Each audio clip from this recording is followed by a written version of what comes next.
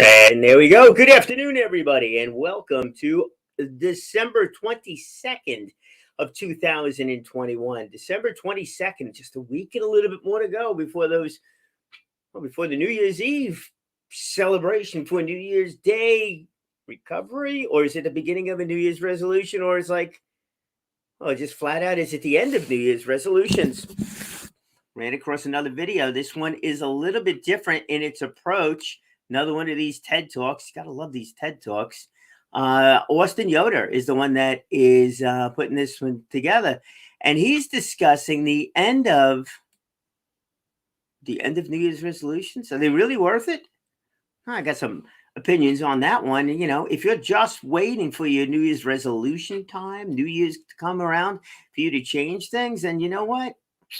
I don't know. I think that opens up a whole lot of excuses when it comes to actually doing something. I know I need to lose weight, or I know I need to exercise more, or hey, I want to start off on that new business project, but well, it's the middle of the month. I'll wait till the beginning of next month. I'll wait till next quarter. I'll wait till the end of the year. Next thing you know, time marches on. That's not good. A couple of extra pounds hits the waist. That's not good. And maybe you just kind of lose focus. Remember, we're talking about that common thread. I mean, that common thread is something you would need to keep in mind quite a bit.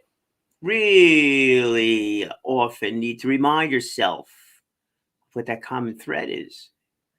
But if you hold off on those New Year's resolutions, or if you hold off on starting something until some time in the future, is that doing you any good? I don't think so. But hey, don't listen to me. Got to listen to you, right? I'll listen to yourself. Absolutely. But let's go see what Austin has to say over here. You ready? Here we go. Let's add Mr. Austin to the screen, or Mr. Yoder to the screen. Austin Yoder. He's with the college class of 2011. Yeah, this one goes back to April of 2011 that he did this TEDx talk. Austin is studying, or was studying, Chinese and philosophy. When he isn't in school, he's busy traveling the world, drinking tea, freelancing, and trying to game the system. I wonder how much the system's changed over the last 10 years, too. And we'll check out his website, which is austinyoder.com. We'll put a link up for that one. And Austin now discussed the end of New Year's resolutions at this TEDx talk, and this is TEDx Georgetown, on March 23rd of 2010. Ladies and gentlemen, let us go theater mode over here. StreamYard it is. And listen in as Austin shares his thoughts.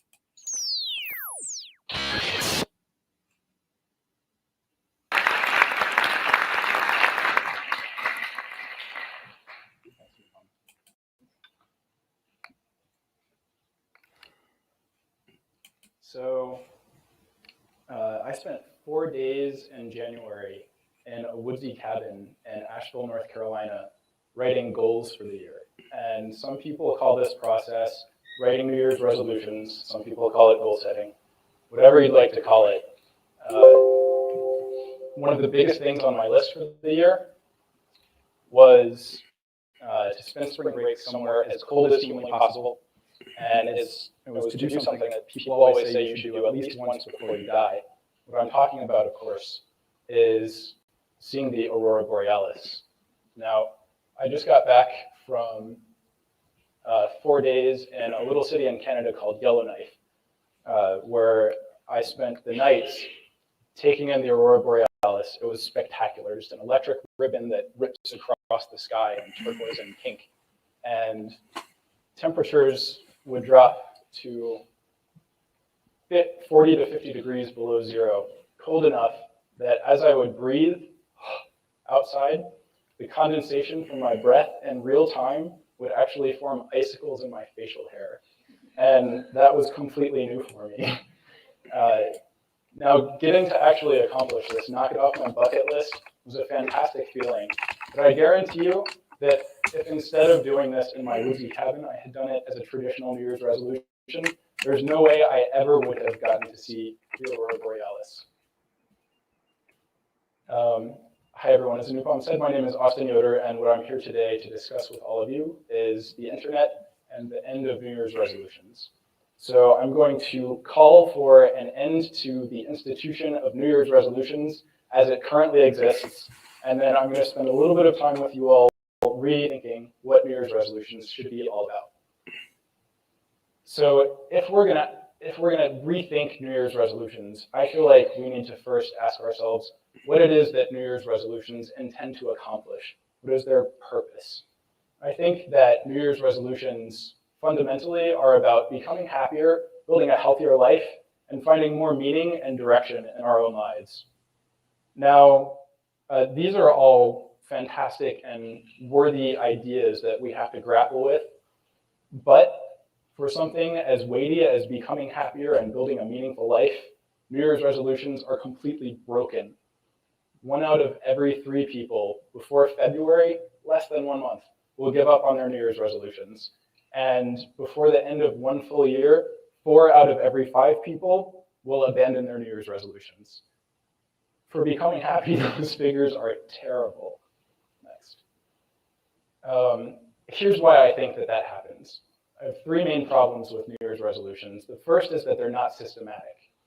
That means usually what happens is a couple of days before January 1st, people whip out a notepad and they write down that they want to lose weight, they want to hit the gym more, put more money in the bank, and their resolutions may be restricted to health or finances or relationships, but they don't take a very comprehensive approach to building a better life.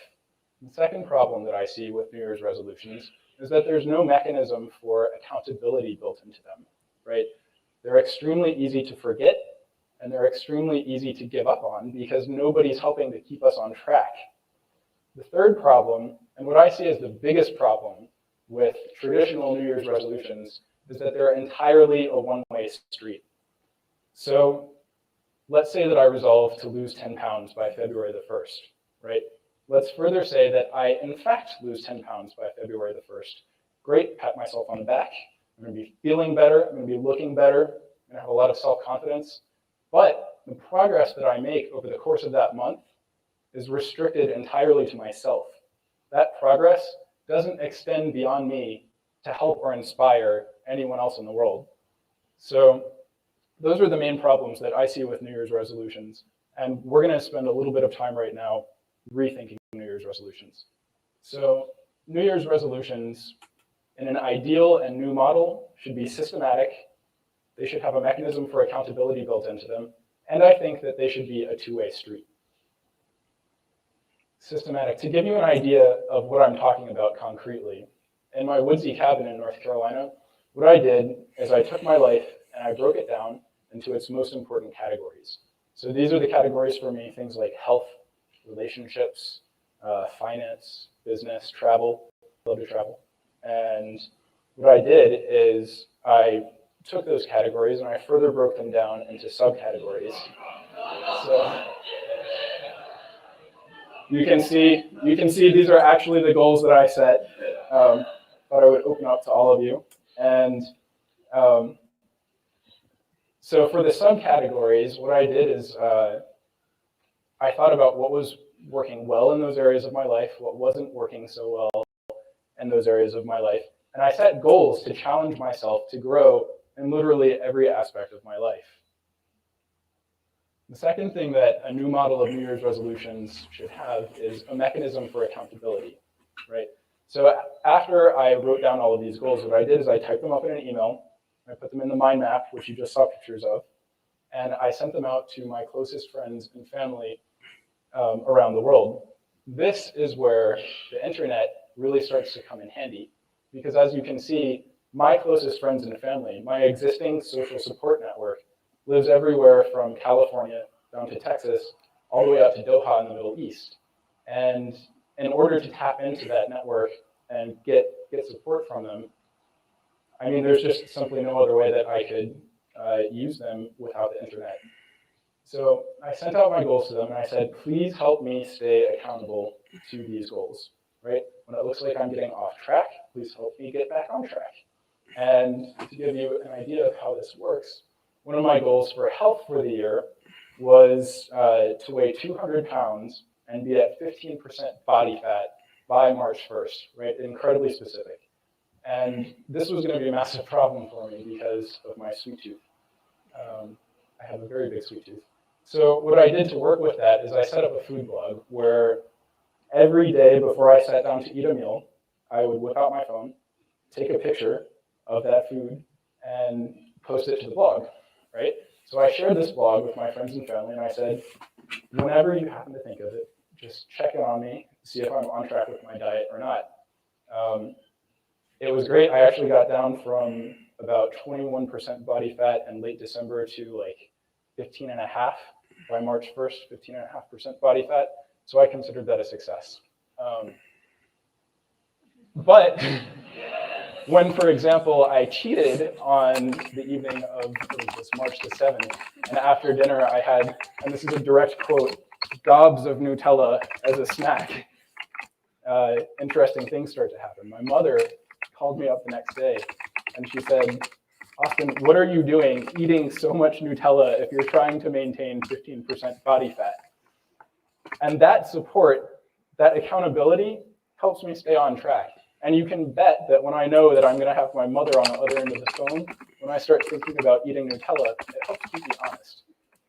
So the third thing, and I think the most important thing that a new model of New Year's resolutions absolutely has to have is that it has to be a two-way street. This is my Uncle Vernon, and there are a couple of things that you should know about Uncle Vernon. He is 75 years old. He's one of the most energetic, creative, and amazing men that I know. But in recent years, Uncle Vernon has been facing some health problems. And those health problems have given him a little bit of a scare, and some other members of my family a bit of a scare. So after I sent out all of my goals to my friends and family, Uncle Vernon called me up, and he said, Austin, thank you so much for sharing your plan for the year with me. It got me thinking differently, he said, thinking differently. He said it helped him to realize that what he needed in his own life, what he wanted for a better sense of control and direction, was life planning and a sharper focus on health consciousness, just like with my food blog. Now, that conversation may not seem very significant to some of you sitting in this room, but I took it as a tremendous victory because in that moment where Uncle Vernon was thinking differently, his daily routine was interrupted, right? The way that he thought about things normally was changed, and he was considering small, concrete things that he could do in his own life to build a better sense of happiness and direction. Now, my understanding of TED is that we're all gathered here today to share good ideas with each other, right? To spread good ideas that will somehow have a positive impact on the people in this world. That's basically what we're here for, right? The speeches that we've heard today, I've been listening backstage, have been fantastic. I would just like to take the remainder of my time to remind all of you that you don't have to be standing on a stage to share good ideas with the people that matter most to you in life. You can spread good ideas and have a positive impact on people from your car, on the phone, from your office, from your home, anywhere, right?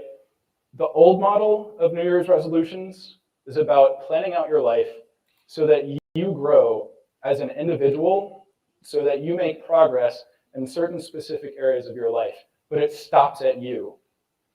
Regardless of what the most important goal to you right now might be, whether that's to lose some weight, to hit the gym a couple more times a week, or to get up into the subarctic to see the northern lights, that's great. Own that and work your butt off to make that happen.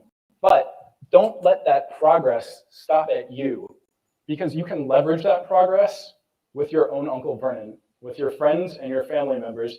If you share that story, the narrative of your progress over the course of 1 year, and you invest other people in your goals and your growth, you're going to have an impact on them. They're going to start thinking differently, right? So with old New Year's resolutions, you're growing as an individual and it stops there. With this new model of New Year's resolutions, you're planning out your life so that not only do you grow as an individual, but you help other people grow as individuals also. That's all I got. Thank you.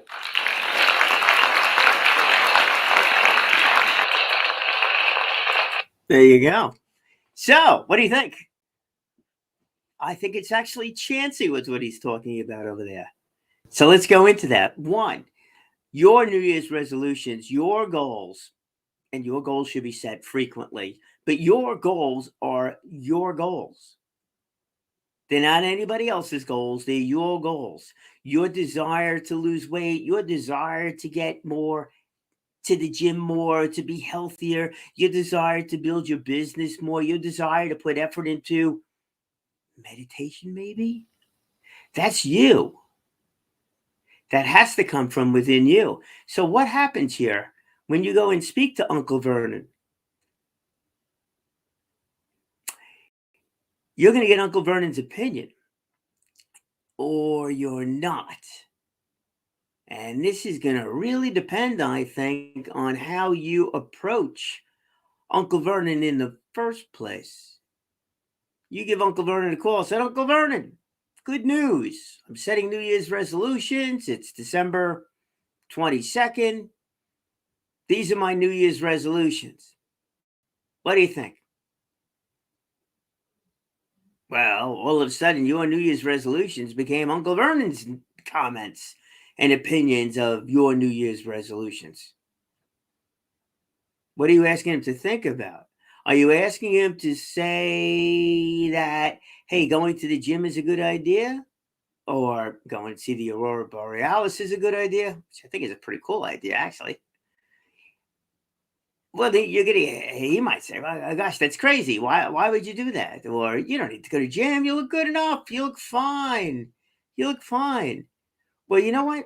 Then you're going to wind up going into a discussion with your uncle, your aunt, your friend, your spouse, your whomever it is that you're sharing this thing with, and getting their opinion. And maybe they don't see the importance of it that you do. Maybe, just maybe, you want to go to the gym more because it's not just about the gym. It's not just about exercise. It's about taking a break. Maybe that's your place to meditate. When you get on that exercise bike, or you take a spin class, where you go swimming. Wow, I used to swim in one of the pools. Swimming in one of the pools was just like, there was nothing else that mattered. It was like, okay, it was a form of meditation. You had to breathe consistently. You had to pace. You couldn't go too fast. You couldn't go too slow. I couldn't go too fast or too slow. Had to find that right amount. And it was just that rhythm. Nothing else mattered except for that. So if I told Uncle Vernon I needed to go to the gym more, and I didn't tell him I wanted to go to the gym more because I needed to swim, and swimming was, and he thought it was exercise. Well, wait a second. You can get better exercise. You can burn more calories by running than swimming. Why would you do that? Then you got to go into the rest of it. Then you got to explain to him, because it is my break from reality. It is my chance to just be at one with me. Maybe it even gives you a chance to think. When you get that rhythm going, right? Oh, remember that when I was running the long distances, not the short stuff, the longer distances. Just get into the groove. Boom, ba boom, ba boom. Get in the groove. And all of a sudden you're thinking about whatever is most important to you. Or maybe it's thinking about absolutely nothing. Just boom, ba boom, ba boom, that groove. Make me believe that you're the drummer in a band. It's the consistent rhythm the whole way through. But bringing this stuff out, if you're sharing your New Year's resolutions with everybody, so be real careful how you do that, because you're going to get their opinions tossed into the equation. And that really could be the end of your New Year's resolutions if they don't get it. Now, if we take a look at, I think, the way that Austin has presented himself to his accountability partners, therein lies the difference with the whole thing. His accountability partners. So if you approach this topic with them and say, look, my uncle, my aunt, my friend, my spouse, or whatever, these are my New Year's resolutions. Not looking for an opinion on them. This is what I want to do.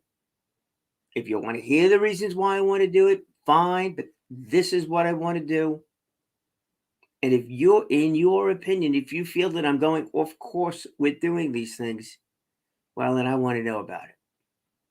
Feel free to let me know. Let them know. You must clearly let your accountability partners really truly know that they are accountability partners. They're not family, they're not friends, they're not spouses, they're accountability partners. Why the difference? Where's the distinction between the two? It's pretty darn easy. I'll use my wife as the example over here. We'll go back to when I got on a comedy stage. Hey, I want to improve my public speaking. I'm going to get on a comedy stage. I'm going to do 8 to 10 minutes of stand-up comedy. And she's going to say, oh my gosh, what are you, nuts? And I'm like, yeah, why don't you come? And this way you could see and let me know what you think. Well, she didn't want to go. She didn't want to, and she'll tell you this is not a big secret here. She didn't want to go because she was not playing accountability partner at that point in time. She was playing the supportive spouse in that role. She didn't want to see me fail. She didn't want to see me get hurt. She didn't want to see me get all upset that I tried something that I was not good at, that I've never done before, and have it not work out properly. Oh, she was not my accountability partner at that point in time. She was my loving and caring spouse that wanted to only for me to have success in life. Nice. I give her credit for that. Absolutely. As an accountability partner, oh, not good. Not good. Got to make it really clear who your accountability partners are. Oh, and I got a few of you that are flat out accountability partners. I definitely love those opinions that come through and say, hey, man, what are you thinking? Why are you doing that? Or you really need to improve it by doing this. And a lot of you commented along the way with doing this thing and doing some other things. And I do appreciate that. My supportive people definitely appreciate that. James, good afternoon to you. So, that's good. But let's go back to you. It's not about me, man. It's about you.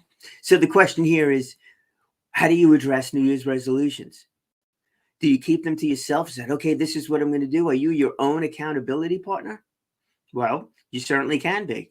That, I think, mind map that he did, which I couldn't see it either, and I wasn't able to pick it up on his website, but that map that he made of his account, of his goals and those sub goals, the rest of that in and of itself could be a great win on that accountability partner with that sheet, that piece of paper. That digital representation of his goals could actually be the best thing in the world for him. And that's all he might need. Maybe by him taking that sheet of paper and sharing it on a TEDx stage or sharing that with his family members, that made it much more real to him. It's like, oh, I have to do this now because Uncle Vernon knows about it. Mom knows about it. My wife, spouse knows about it. And I need to do these things. I can't say, oh, I'm going to get to 200 pounds and 15% body fat. And next thing you know, I put on 20 pounds and day not a shot. I'm putting on a bathing suit because I got a few extra rolls going along. So maybe that was really it for him. Maybe he did end his own personal New Year's resolutions and keeping it to himself by sharing that piece of paper. That might have been it.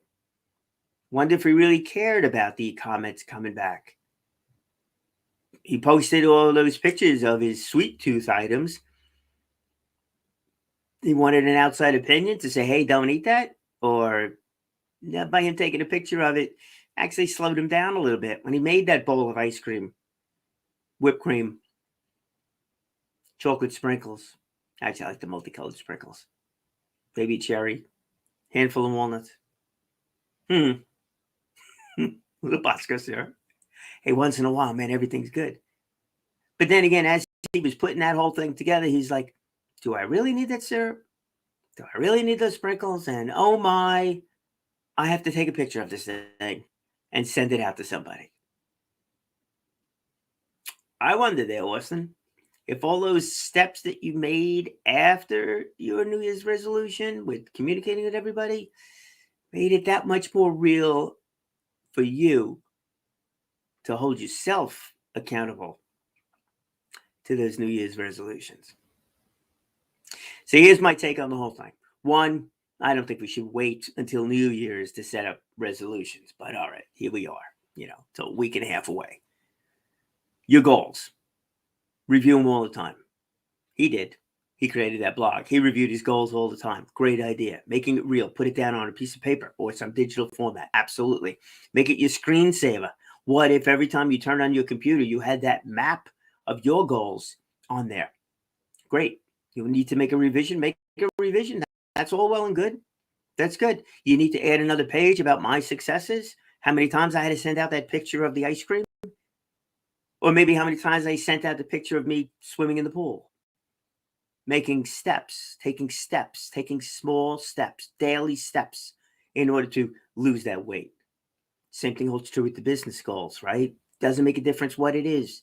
You want to do that $250,000 in commission that I mentioned yesterday? Write that number down, 250. Want to make it more real? Well, that means I have to do, like $12,500 per month in order to do that? Well, if I need to do that, how many items do I need to sell? Break that down. How many people do I need to call? Break that down. How many clients do I have that could potentially reach that? We'll break that down. How many new relationships do I need? How many people actually answer the phone if I call somebody? Break that down. Hey, look, I call friends. It's like I don't get phone calls back every day, and they know me. You're in a cold calling business. You're going to call all those friends you got on LinkedIn, Facebook, Instagram, whatever else, TikTok, whatever the case may be. How many of them are really friends? How many of them are really going to take your phone call? I have no idea. You know how many messages I get? Brian A. My middle initial is A. Brian A. You didn't write that. Your machine wrote that. Congratulations. You now know how to send out an automatic message. Fantastic. That's one of the reasons why I like using that middle initial. Plus, Brian Cohen's kind of a common name. But anyhow, I get an email that's back Brian A. I was like, all right, take the time at least to delete the A if you're actually even looking at it. And if you're not looking at it, you're not looking at it. Get a friend request. Dear Brian A. I'm like, okay, I delete it. You don't even know I exist. That takes care of that.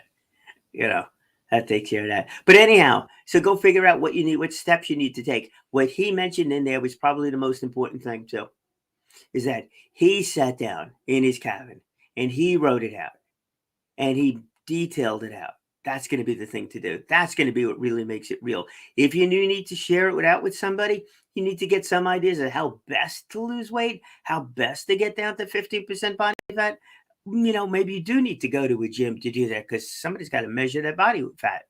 How do you do that? How do you eat lean foods and avoid fatty foods? How do you do substitute stuff like that? There's a whole bunch of people out there that can give you opinions as to how to do it. But there's only one person in this world that can tell you why you need to do it. And that is you. Must figure out your why. And then go from there. It all falls into place. And if your why is that strong, not only will you succeed, you're not going to want to wait until January 1st or 2nd in order to start your New Year's resolution. Because there is no time like the present to speak well, to speak often, and absolutely live inspired.